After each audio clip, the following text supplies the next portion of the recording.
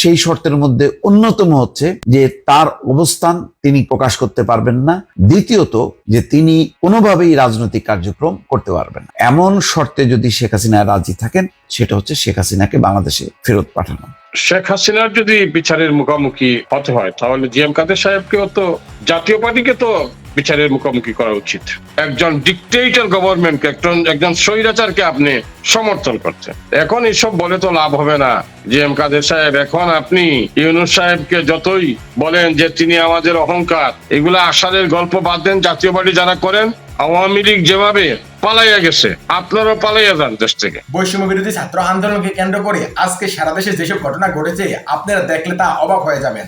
এখন আপনাদেরকে প্রমাণ সহকারে ভিডিও ফুটেজগুলো দেখাবো, তাই বলছি অবশ্যই পুরো ভিডিওটি না টেনে মনোযোগ সহকারে দেখবেন, তাহলেই সবকিছু বুঝতে পারবেন ইনশাআল্লাহ। তো ভিডিওতে চলে যাব তার আগে আপনাদের কাছে আমার ছোট্ট একটি অনুরোধ, আপনি যদি আমার চ্যানেলে নতুন দর্শক হয়ে থাকেন, তাহলে অবশ্যই চ্যানেলটি সাবস্ক্রাইব করে পাশে থাকা বেল আইকনটি বাজিয়ে দিতে ভুলবেন না। আর যারা অলরেডি আমার চ্যানেলটি সাবস্ক্রাইব করেছেন, তাদেরকে জানাই অসংখ্য ধন্যবাদ। তো দর্শক শ্রোতা, চলুন ভিডিওটি শুরু করা যাক।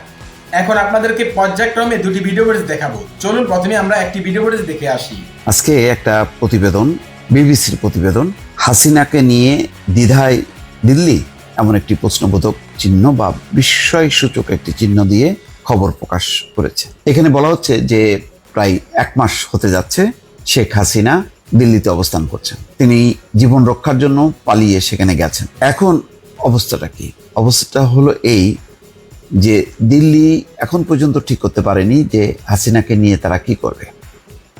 ইতিমধ্যে সংযুক্ত আরব আমিরাত, সৌদি আরব, যুক্তরাজ্য, যুক্তরাষ্ট্র, তারা সবাই শেখ হাসিনার সেখানে আশ্রয় দেওয়ার যেই ভারতের যেই পদক্ষেপ বা আগ্রহ, সেটা তারা নাকচ করেছে।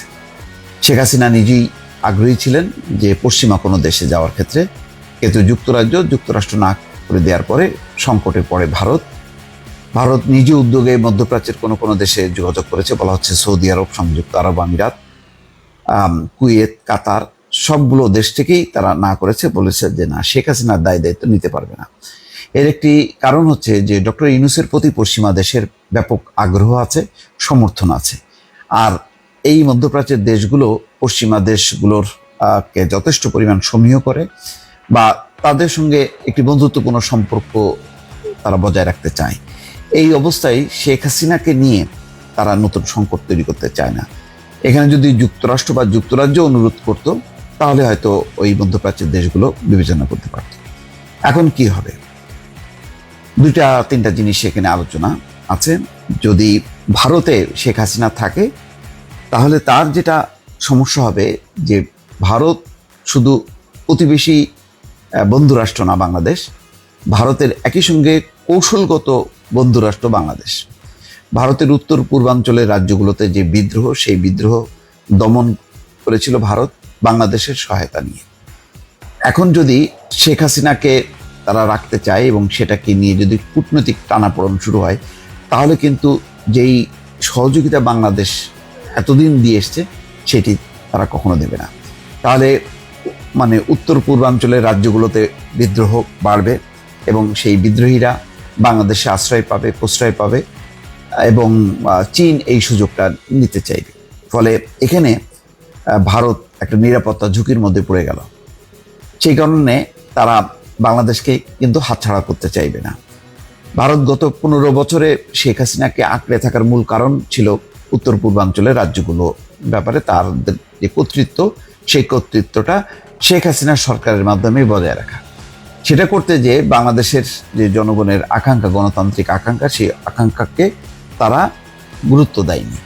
এটি হচ্ছে ভারতের একটি আত্মঘাতী কূটনীতি, যেটি এখন ভারতের ভেতরেও সমালোচনা হচ্ছে, বাইরেও সমালোচনা হচ্ছে। দ্বিতীয়ত, যদি শেখ হাসিনাকে শেষ পর্যন্ত তারা আশ্রয় দেয়, তাহলে কি হতে পারে? দুটি হতে পারে। শেখ হাসিনা চেষ্টা করবে যে রাজনৈতিক আশ্রয় নিয়ে দিল্লিতে থেকে শেখ হাসিনা তার রাজনৈতিক কার্যক্রম চালাবে, যেমন তারেক রহমান যুক্তরাজ্য থেকে তার দলকে চালিয়েছে। শেখ হাসিনাও চাইবে যে দিল্লিতে অবস্থান করে আওয়ামী লীগকে পরিচালনা করা। সেটা আরও দুই দেশের মধ্যে কূটনৈতিক উত্তেজনা বাড়বে, কূটনৈতিক সম্পর্ক আরও খারাপ হবে। তাহলে ভারতকে সেটি করতে দেবে না। ধারণা করা হচ্ছে সেই ক্ষেত্রে ভারত অর্থাৎ মোদী সরকার শেখ হাসিনার সঙ্গে একটি আলোচনা করতে পারে যে যদি রাজনৈতিক আশ্রয় তাকে দিতেই হয় বা শেখ হাসিনা যদি রাজনৈতিক আশ্রয় চায় তাহলে শর্ত সাপেক্ষে শেখ হাসিনাকে দিল্লিতে থাকতে হবে। আর সেই শর্তের মধ্যে অন্যতম হচ্ছে যে তার অবস্থান তিনি প্রকাশ করতে পারবেন না, দ্বিতীয়ত যে তিনি কোনোভাবেই রাজনৈতিক কার্যক্রম দিল্লিতে বসে করতে পারবেন না। তার মানে হচ্ছে লম্বা সময় ধরে শেখ হাসিনাকে পদ্মার অন্তরালে থাকতে হবে, তার কোনো বক্তব্য বিবৃতি রাজনৈতিক কার্যক্রম কোনোভাবেই তিনি করতে পারবেন না। এমন শর্তে যদি শেখ হাসিনা রাজি থাকেন তাহলে হয়তো দিল্লি বিবেচনা করতে পারে। যদি না হয়, শেখ হাসিনা যদি দিল্লির কথা শুনতে না চান, তাহলে দিল্লির কাছে একটাই পথ, সেটা হচ্ছে শেখ হাসিনাকে বাংলাদেশে ফেরত পাঠানো। সুতরাং এখন ওই চূড়ান্ত সিদ্ধান্ত নেয়ার বিষয় যে শেখ হাসিনা যেহেতু বিশ্বের আর কোনো দেশ তাকে গ্রহণ করছে না, দিল্লিতেই তার শেষ পর্যন্ত থেকে যেতে হবে। যদি থেকে যেতে হয় তাহলে তার থাকার যে অবস্থানটা, সেই অবস্থানটা তিনি জনসমক্ষে কখনো প্রকাশ করবেন না। দ্বিতীয়ত, কোনো ধরনের রাজনৈতিক কার্যক্রমে অংশ নিতে পারবেন না। এমন একটি অবমাননাকর পরিস্থিতির মধ্যে আস্তে আস্তে চলে যাচ্ছে শেখ হাসিনা। তারপরেও ভারত বিবেচনা করছে যে হাসিনা যদি দিল্লিতেই থাকে যে কোনো শর্তেই, তারপরেও কিন্তু একটা টানাপোড়েন থাকবে।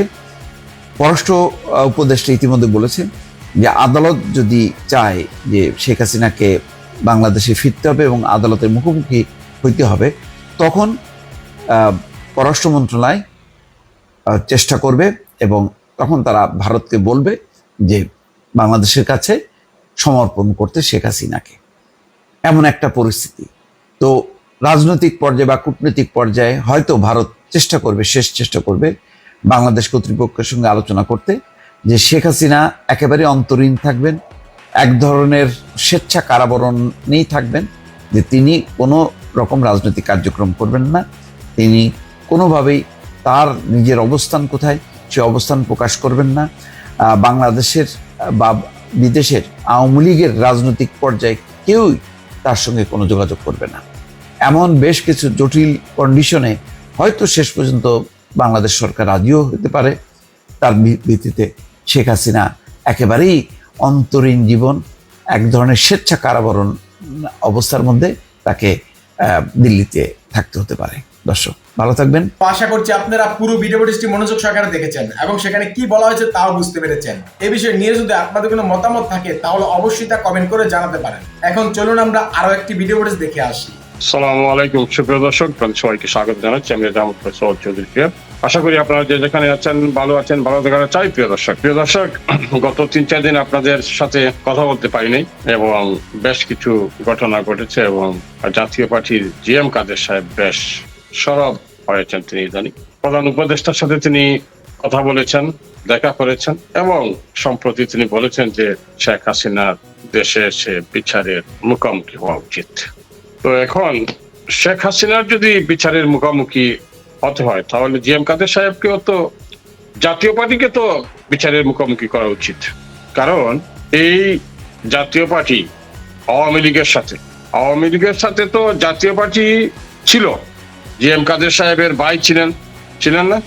যদি জাতীয় পার্টি আওয়ামী লীগের সাথে নির্বাচনে না যেত তাহলে কি এতদিন আওয়ামী লীগ ক্ষমতা থাকতে পারতো? আমার তো মনে হয় এরশাদ সাহেবকে নির্বাচনে জোরপূর্বক নিয়ে যাওয়া হলো। সব ঘটনা তো আপনাদের মনে আছে প্রিয় দর্শক। ভারতের কি ভদ্র মহিলা সুজাতা সিং, তিনি আসলেন, এরশাদ সাহেবকে বলেন আপনি নির্বাচনে যান, তিনি নির্বাচনে গেলেন। তারপর আমরা কত নাটক শুনলাম, ওই কোন জেনারেল নাকি না ডিজিএফআই এর আকবর সাহেব, উনি নাকি তার মাথায় পিস্তল দেখিয়েছেন। কত আষাঢ়ের গল্প এগুলা আমরা শুনছি। এখন জিএম কাদের সাহেব যেসব কথা বলছেন, তিনি বলছেন যে ডক্টর ইউনূস সাহেব আমাদের অহংকার। একটি কথা বলেছেন যে এই অন্তর্বর্তীকালীন সরকারকে সময় দেওয়া উচিত। ভালো কথা, এটা তিনি ভালো বলছেন যে সময় দেওয়া উচিত। আমি মনে করি যে সময় দিতে হবে এই ডক্টর ইউনূস সাহেবের সরকারকে। এখন আপনি সময় যদি না দেন তাহলে আপনি কিভাবে একটি সুষ্ঠু নির্বাচন করবেন? একটি সুষ্ঠু নির্বাচন করতে হলে ইউনূস সাহেবের সরকারকে সময় দিতে হবে। প্রিয় দর্শক, বিএনপি যেভাবে বলছে যে তারেক রহমান সাহেব বলছেন যে নির্বাচন তাড়াতাড়ি দিয়ে দেওয়ার জন্য, মির্জা ফখরুল ইসলাম সাহেবও জোর দিচ্ছেন। এখন কথা হচ্ছে যে আপনারা যদি এত তাড়াতাড়ি নির্বাচন চান, তাহলে ইউনূস সাহেব তো কিছুই করতে পারবেন না। আপনারা নির্বাচনে তাড়াতাড়ি চলে যেতে চান, তাড়াতাড়ি ক্ষমতায় চলে যেতে চান। এখন কথা হচ্ছে যে আপনারা যে নির্বাচনে তাড়াতাড়ি যাবেন, যেমন 111 সরকার, সাবেক প্রধানমন্ত্রী প্রায় বলতেন যে এটি আমাদের আন্দোলনের ফসল, কিন্তু বিএনপি তো সবাই বলতে পারছে না। বিএনপি কি বলতে পারবে যে ডক্টর ইউনূস সাহেব তাদের আন্দোলনের ফসল? সেটা বলতে পারবে না, কারণ তারা তারা আন্দোলনে বারবারই তারা ব্যর্থ হয়েছিলেন। বিএনপি, এটি সত্যি কথা, এটি বাস্তবতা, কিন্তু তাদের যে আন্দোলনে অবদান নেই সেটি আমরা বলবো না, আমি অন্তত বলতে চাই না। কারণ যারা বলেন যে ছাত্ররা একাই আন্দোলন করে ফেলছে, সরকার নামিয়ে দিচ্ছে, এটি ভুল। যদি সেনাবাহিনী ওয়াকারুজ্জামানের ভূমিকা শেখ হাসিনার পক্ষে থাকতো, ডিজিএফআই যে ভদ্রলোক ছিলেন তিনিও তো শুনছি সাবেক প্রধানমন্ত্রীর বাসায় তিনিও নাকি তার সাথে বেইমানি করেছেন। তো এখন যদি বিএনপি,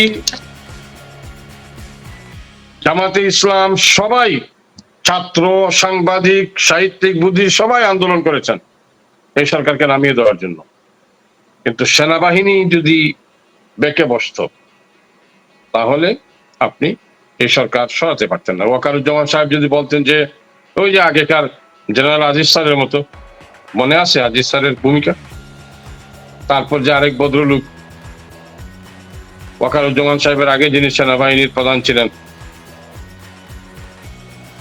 উনার বাবা কার বাড়িতে চাকরি করতেন, উনি মুনিবের ভক্ত ছিলেন, সেসব ইতিহাস আমরা মনে রাখবো। এইসব ইতিহাস দেশের স্বার্থে, সংবিধানের স্বার্থে কোন সেনাবাহিনী কি কাজ করেছে। ট্রাম্প যখন ক্ষমতা থেকে চলে যাওয়ার সময় তিনি কি করেছিলেন? তো আমেরিকার সেনাবাহিনী কি ট্রাম্পের পক্ষ নিয়েছিল? নেই। ওয়াকারুজ্জামান সাহেব যেটি করেছেন, ইতিহাস তাকে মনে রাখবে। তিনি ইতিহাস করে নিয়েছেন, 3 বাহিনীর প্রধান যারা ছিলেন। কিন্তু আজকে যারা এই যে বেনজির আহমেদ, ডক্টর বেনজির স্যার বেনজির স্যার, তারপর আপনার এই যে আমাদের হারুন আঙ্কেল স্যারকেও তো জাতি মনে রাখবে। মীর জাফরকেও মানুষ মনে রেখেছে, মনে রাখেন?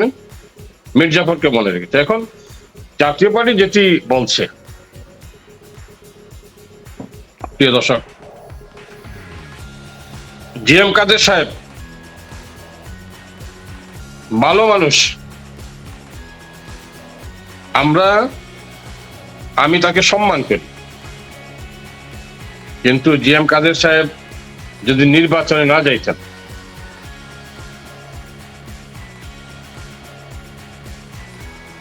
তাইলে আজকে আওয়ামী লীগ এত কিছু করতে পারত না। তিনি বলেছেন, টিভি সাক্ষাৎকারে আমি শুনেছি, তিনি বলেছেন যে তাদেরকে জোর করে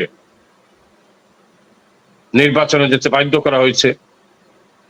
তার বড় ভাইয়ের স্ত্রী রওশন এরশাদ, ভদ্রমহিলা, আরেকটি জাতীয় পার্টির নাম ধারণ করে চলে যেতেন, যাক না, অসুবিধা। রওশন এরশাদ তিনি গেলে চলে যান, কিন্তু আপনি কেন যাবেন? সেটি আমার প্রশ্ন। জাতীয় পার্টি আজকে যেসব কথা বলছে, এগুলো তো পানি পাবে না, এগুলোর কোনো বেইল নেই। জিএম কাদের সাহেব, আমি দুঃখিত আপনাকে আমি বলতে বাধ্য হচ্ছি, কারণ হচ্ছে কি যে তারপরে সবকিছুর পরে আমরা মেনে নিতাম। যখন ছাত্র আন্দোলন হয়েছে, আপনি বলছেন যে আপনি ছাত্রদের পক্ষে ছিলেন, যাদেরকে ধরে নিয়ে গিয়েছিলেন ডিবির হারুন আঙ্কেল, তাদের আপনি নিঃশর্ত মুক্তি দাবি করেছেন। রংপুরে আবু সাইদকে যখন গুলি করে হত্যা করা হয়েছিল তখন আপনি প্রতিবাদ করেছেন। কিন্তু জিএম কাদের সাহেব, আপনি তো পদত্যাগ করেন, পদত্যাগ করেছিলেন সংসদ থেকে, যে ছাত্র আন্দোলনের সাথে একাত্মতা ঘোষণা করে আমি পদত্যাগ করছিলেন। আমি সিলেটের আন্দোলনের 2-3 দিন আগে আমি একটা লেখা লিখেছিলাম, আমাদের সিলেটের ফুলতলি সাহেবের সন্তান এবং এই যে ব্যারিস্টার শুরু করে দিচ্ছি মহান আল্লাহ তাআলার নামে ফেসবুকের এমপি। আরে বাপরে বাপ, বঙ্গবন্ধুর আওয়ামী লীগ পালাতে পারে না। স্যার আজকে কোথায়? ব্যারিস্টার সুমন স্যার,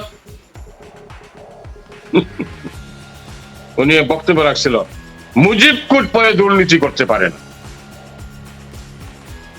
আমি অবাক হই, এরা পড়ালেখা জানরা, পড়ালেখা করে এগুলা কিভাবে। আর একটা ছিল না ডাক্তার মুরাদ, এই জিনিস গেল কই? ফেসবুকে মাঝে মধ্যে দেখি লিখে থাকে, মালটা কোথায়? এইসব মালগুলো কোথায় এখন? মানুষ ওই যে বলে না যে তার কর্মের মধ্যে বেঁচে থাকে। জিএম কাদের সাহেব যদি জাতীয় পার্টি যদি পদত্যাগ করতো সেদিন, ফুলতলি সাহেবের ছেলে হুসামউদ্দিন চৌধুরী, ব্যারিস্টার সুমন, ওরা যদি পদত্যাগ করতো তাহলে আজকে তারা ইতিহাস সৃষ্টি করত, ইতিহাসের পাতায় তাদের নাম লিখা থাকতো যে তারা জনগণের সাথে, ছাত্রদের সাথে একাত্মতা ঘোষণা করে তারা পদত্যাগ করেছে সংসদ থেকে। কিন্তু না, পদত্যাগ তো করেন নাই।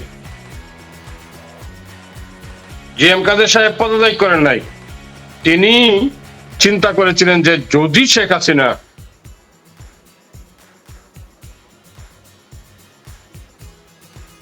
টিকে যায়,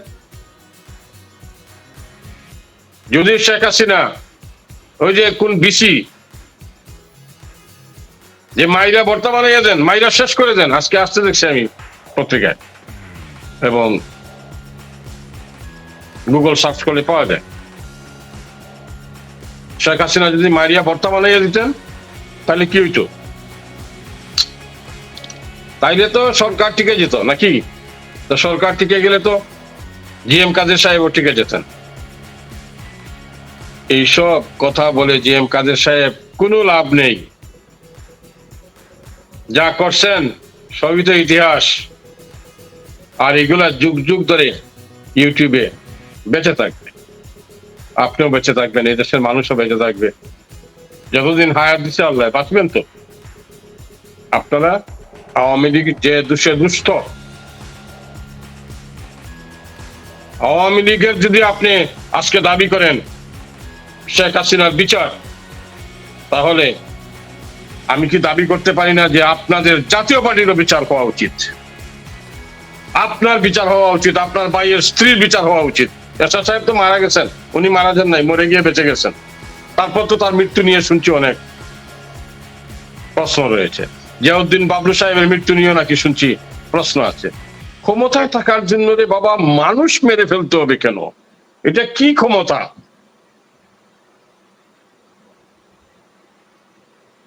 ক্ষমতায় থাকার জন্য আপনি মানুষ মারবেন? আপনার ক্ষমতার এত হাউস, এত স্বাদ, এত আহ্লাদ। আমি অবাক হয়েছি প্রিয় দর্শক। একটি দেশে তার গণতান্ত্রিক অধিকার, একটি নাগরিকের তার গণতান্ত্রিক অধিকার সে প্রতিষ্ঠিত করতে পারবে না। আমার গণতান্ত্রিক অধিকার কথা বলা আমি সেটা বলতে পারবো না। এখনো আমি অবাক হই। আমার ফেসবুকের নিচে আইসা কিছু লোক সেদিন এক পক্ষের নির্পুলা আইসা মন্তব্য করছে, লিখছে আমি নাকি এই আওয়ামী লীগের সরকারের মন্ত্রীদের সাথে ছবি তোলার জন্য নাকি আমি পাগল ছিলাম। আরে ফকির নির্পুত, কি কয় এগুলা? এই ফকির নির্পুতরা বুঝে চিনে না আমাকে। কবে আসছে লন্ডনে তারও কোনো স্টেশন নাই।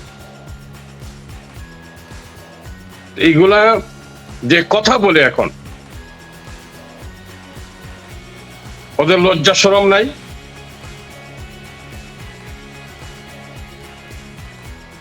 মানুষ মারছে, এখন প্রথম শুনলাম 100 না 200, এখন শুনি 1000।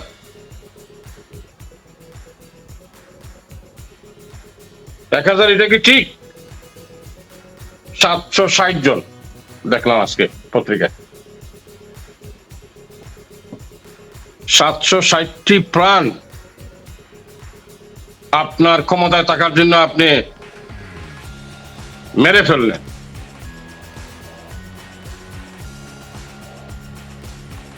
নির্বাচন করেন নাই, দিনের পর দিন নির্বাচন আপনি ভোটারবিহীন নির্বাচন করেছেন। এগুলো তো মানুষ জানে, মানুষ দেখছে এগুলা, তারপরেও ক্ষমতায় থাকার আপনার এত শখ ছিল। প্রিয় দর্শক, আমি দেখি বেশ কিছু কমেন্টস। আসসালামু আলাইকুম রহমতুল্লাহ। নুরুল ইসলাম ভাই, জি আলাইকুম সালাম, কেমন আছেন আপনি?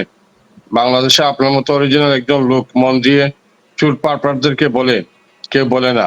আপনাকে স্যালুট, থ্যাংক ইউ। আপনাকে অসংখ্য ধন্যবাদ। আবু নুমান নুরুদ্দিন, আসসালামু আলাইকুম। ওয়ালাইকুম সালাম। প্রিয় দর্শক, আমি এই সরকারের যে দুঃশাসন সেটি আমি বুঝতে পেরেছিলাম 2013-এ 12-এ। আমি তাদের অপকর্ম এগুলো আমি ধরতে পেরেছিলাম, দুর্নীতি, দুঃশাসন, এগুলো আমি বুঝতে পেরেছি। আমি তখন চ্যানেল আই ছিল, চ্যানেল আই ইউরোপ, আমি তখন ওইটা চালাইতাম। তো আমি তখন থেকে স্টেট ডায়ালগ নামে একটি টক শো আমি করতাম, তখন স্যাটেলাইট টেলিভিশন ছিল, সেখানে আমি প্রতিবাদ করেছি। সেই থেকে যখন আমি প্রতিবাদ শুরু করেছি, তখনই দেখছি আমি আওয়ামী লীগের লোকজন, সরকারের লোকজন আমার প্রতি ক্ষিপ্তে গেছে। আমি বেশি কথা বলি, উনি তো বেশি কথা বলেন, ঠিক আছে, অসুবিধা নেই, বেশি কথা বলি। আমি কিন্তু সেখান থেকে কি হয়নি, নড়ি নাই। প্রিয় দর্শক, এখন আমরা বিদেশে যারা ছিলাম, বহির্বিশ্বে, আমরা প্রতিবাদ করেছি সরকারের দুর্নীতি, দুঃশাসনের বিরুদ্ধে দিনের পর দিন আমরা কথা বলেছি। আমাদেরকে কি অফার দেওয়া হয় নাই? জিএম কাদের সাহেব, আমাদেরকে অনেক অফার দেওয়া হয়েছে, যায় নাই কেউ। আপনি আপনার দল টিকানোর জন্য আপনি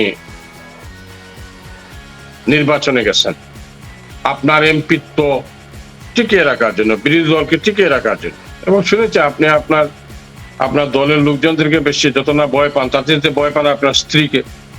তো আপনার স্ত্রীর কথা আপনি চলে গেছেন নির্বাচনে, আপনার স্ত্রীর কথা আপনি গেছেন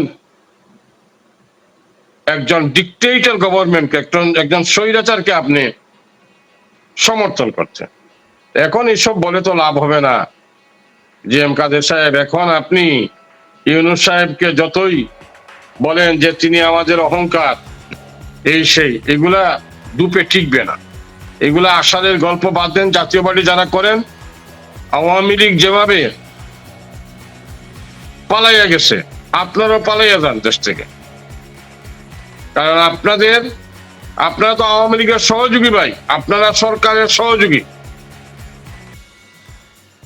আপনি জিএম কাদের সাহেব চলে যান,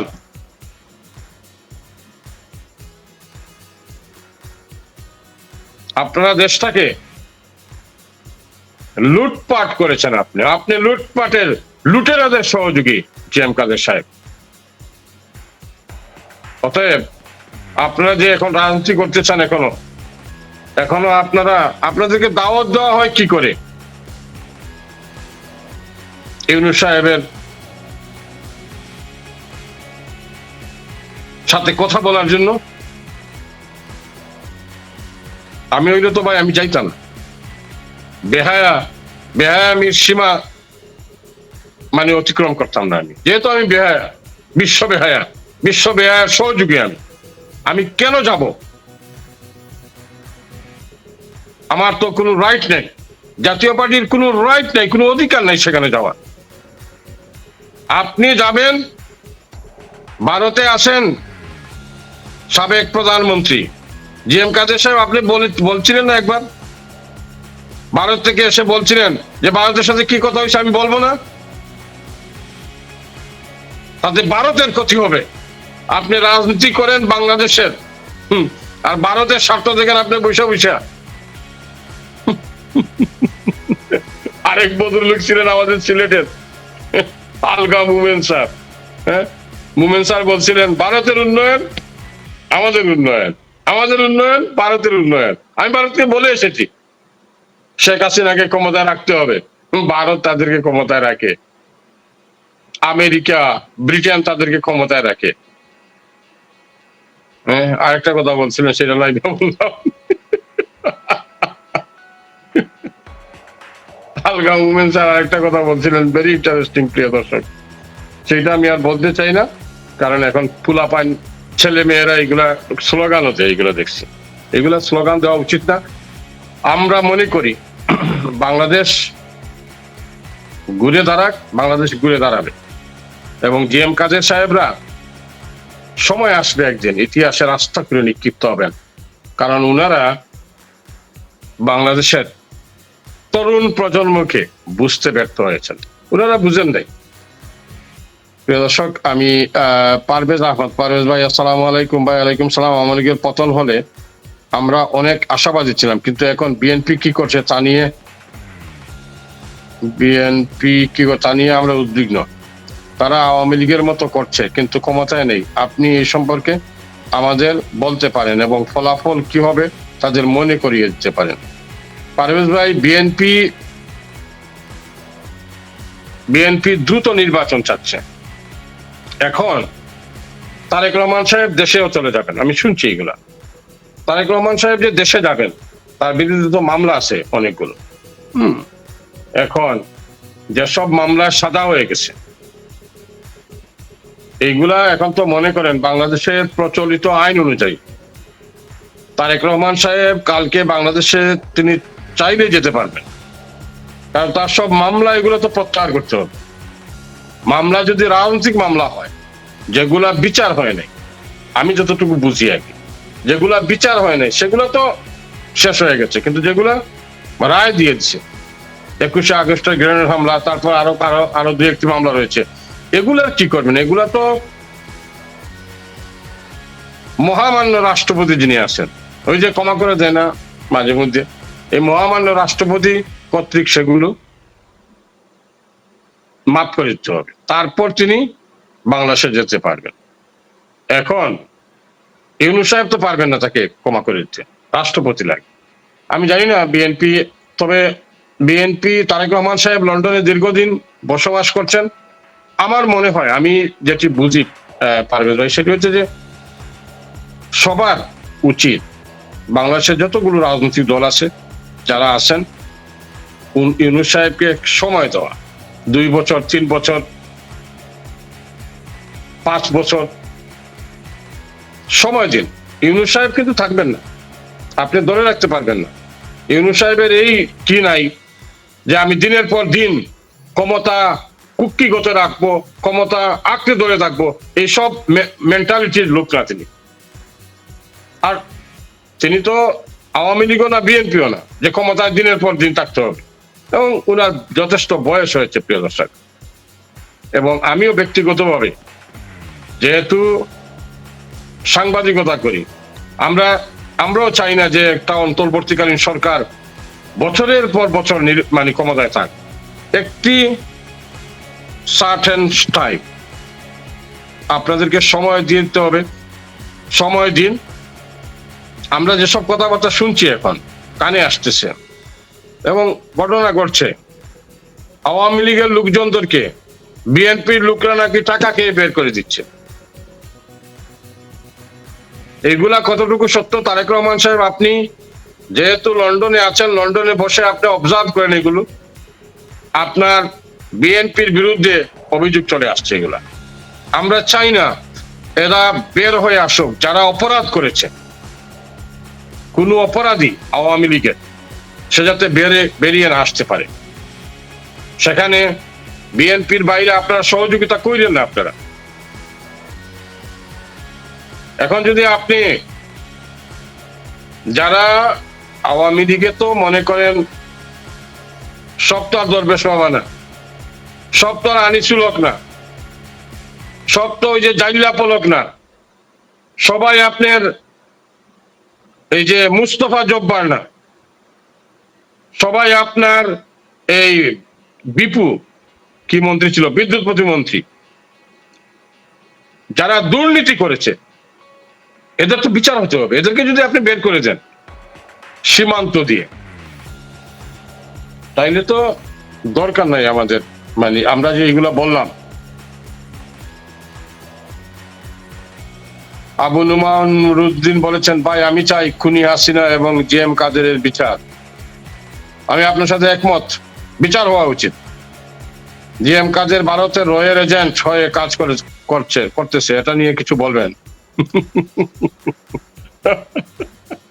নুরুল ইসলাম ভাই, বাংলাদেশে প্রত্যেকটা রাজনৈতিক দলের লোক, আমি আপনাকে ঘটনার কথা বলি।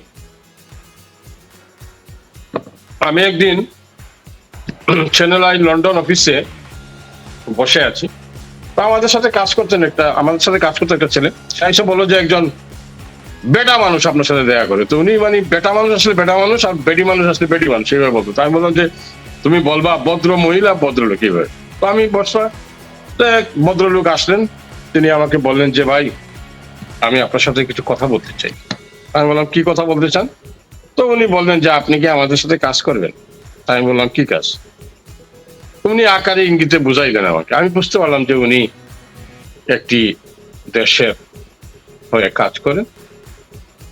তাই বললাম যে আপনি তো অনেক নিচে চলে আসছেন, কারণ আমার লেভেলটা অনেক নিচে, আমি আপনাদের সাথে কাজ করতে পারবো। আমি একটা নাম বলে বললাম যে আপনি উনার কাছে যান, উনি আপনাদের সাথে কাজ করবেন, উনি ভালো কাজ করতে পারবেন। তো উনি আস্তে আস্তে বলেছিল উনি তো আছে আমাদের পার্মানেন্ট, বাংলাদেশের সাংবাদিক, সাহিত্যিক, কবি সবগুলো হয়েছে আপনার কোনো না কোনো দেশের, বেশিরভাগ, সবগুলা বলবো না, এর মধ্যে তো ভালো মানুষ আছে।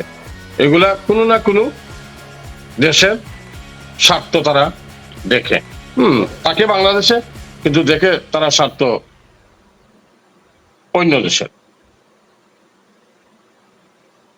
নুরুল ইসলাম ভাই, আপনার ধন্যবাদ আপনার কিসের জন্য। আপনি যেটা বলছেন যে ভারতের এজেন্ট, রয়ের এজেন্ট, আমরা অনেকেই নির্বাচন খুব তাড়াতাড়ি চাইতেছেন। নির্বাচন, বাংলাদেশে নির্বাচন হবে, নির্বাচন হতে হবে, নির্বাচন ছাড়া তো বিকল্প কিছু নেই। নির্বাচন দিয়ে ইউনূস সাহেবের সরকার চলে যাবে। এখন তো সংস্কার করতে হবে, তাই না?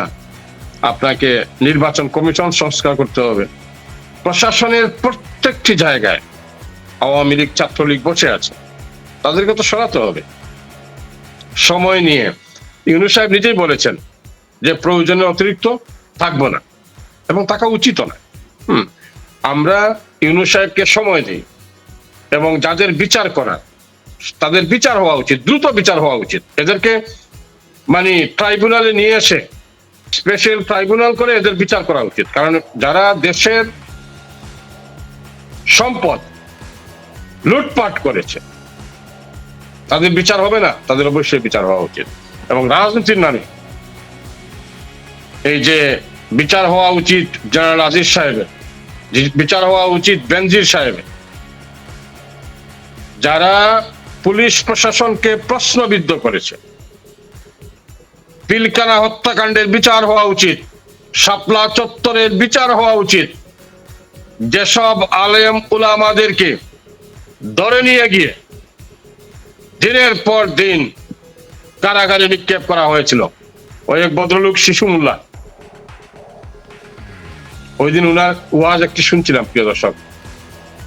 উনাকে নিয়ে কাপড় চুপড় খুলে হাতির জিলে নাকি নিয়ে গেছে। এটা কোন ধরনের কথা? কেন রে ভাই এগুলা? কেন ডিবির হারুন আঙ্কেল আপনি এসব করতে গেলেন? এবং যেটি দরবেশ বাবা বলছেন যে সবকিছু নাকি আসতো উপর থেকে, গণভবন থেকে নাকি নির্দেশ দেওয়া হতো, এটা কেমন কথা? এটা তো ঠিক না। যখন আমার কাছে তাদের উদ্ধত্তপূর্ণ আচরণ সবসময় আমার কাছে বিরক্তিকর লাগতো। এই যে তথ্য প্রতিমন্ত্রী ছিল আরাফাত, শেষের দিকে বলছিল না যারা আন্দোলন করতেছে they are drugged, বেটা ফাজিল। এর সবসময় আমার কাছে মনে হয়েছে এইগুলা মানে এগুলো কি বলবেন আপনি? একটা ছেলে যদি আন্দোলন করে, ছাত্ররা আন্দোলন করছে, তাদেরকে বলতেছে they are drugged, তো এগুলা ঠিক না। বিএনপি নেতা সালাউদ্দিন চৌধুরী, উনি তো সালামের গাড়ি নিয়ে সমাবেশ করছেন, উনি একটি বক্তব্য দিয়েছেন, আপনারা দেখেছেন কিনা? সালাউদ্দিন চৌধুরী, সালাউদ্দিন আহমেদ সম্ভবত ওনার নাম। এখন উনি ব্যাখ্যা দিয়েছেন যে উনি কার গাড়িতে উঠছেন না উঠছেন এটা তো ওনার দেখার বিষয় না, দেখতে হবে আপনি।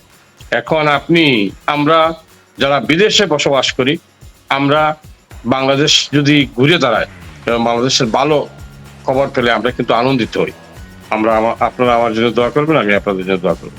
ভালো থাকবেন সবাই, আসসালামু আলাইকুম। আশা করছি আপনারা এই ভিডিওটিও মনোযোগ সহকারে দেখেছেন এবং এখানে কি বলা হয়েছে তাও বুঝতে পেরেছেন। এই বিষয়ে নিয়ে যদি আপনাদের কোনো মতামত থাকে তাহলে অবশ্যই তা কমেন্ট করে জানাতে পারেন। ভিডিওটি এই পর্যন্তই, দেখা হচ্ছে পরবর্তী ভিডিওতে। সে পর্যন্ত সবাই ভালো থাকবেন, সুস্থ থাকবেন, আল্লাহ হাফেজ।